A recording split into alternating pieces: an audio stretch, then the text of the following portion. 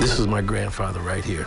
The story of William Herbert Johnson begins in 1875 in what was known as the 15th Ward, just east and south of downtown Syracuse. When he was about 2 years old, his father purchased a home at 618 East Washington Street, and he stayed there at that home until about, well, he was 80-some-odd years. The Johnson family name was an integral part of not only the 15th Ward, but the fabric of central New York. I'd go over to my grandfather's house. He'd sit on the porch in his rocker and greet everybody as they came from the old Bethany Baptist Church, which used to be in the 600 block of East Washington Street. And they'd come by, "Hi, Pa Johnson, how you doing?" I'm like, does he know everybody? This is a cousin. His grandsons Calvin and Thomas Johnson have fond memories of the days they spent with him.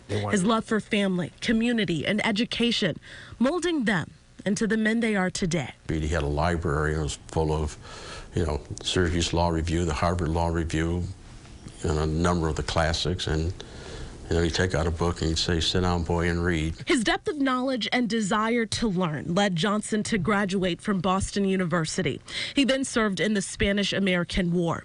But Syracuse was home, so he came back and enrolled at Syracuse University, becoming the first black student at the College of Law. Back in that particular time, late 1890s, lawyers of color were not around.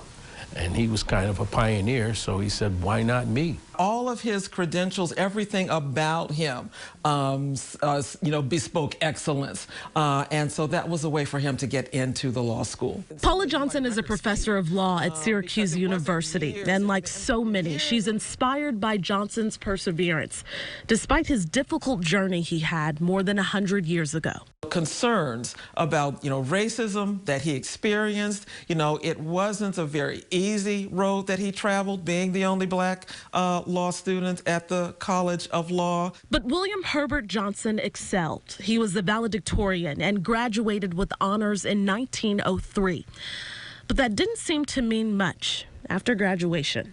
He was denied admission to the New York State Bar. He could have been a full-fledged member of the New York State Bar, meaning that he could have practiced and done untold types of things because of his skills and ability. But he was denied that opportunity. The color of his skin derailed his dream, but his determination was stronger than their denial, and his passion persevered. Some of his classmates would give him legal work to do, but they wouldn't put their name on that paper to give him the personal recommendation that he needed to be admitted. Now here is the irony and perhaps also the insult, because people were aware of his ability. And so lawyers would ask him his advice on cases, but he was not able to argue those cases himself. His quiet legal expertise opened doors for people of color across the region, creating a lasting impact.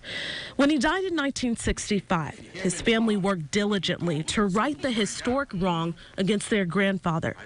Eventually, a petition was filed and granted just last month. And now, more than 116 years later, William Herbert Johnson will be admitted to the New York State Bar. Feels like one of the most exciting times in my life to have this culminate with my grandfather, because I spent a lot of time with him growing up. What does this week mean to you and the honor that your grandfather is getting? It's probably the culmination of an injustice finally being corrected.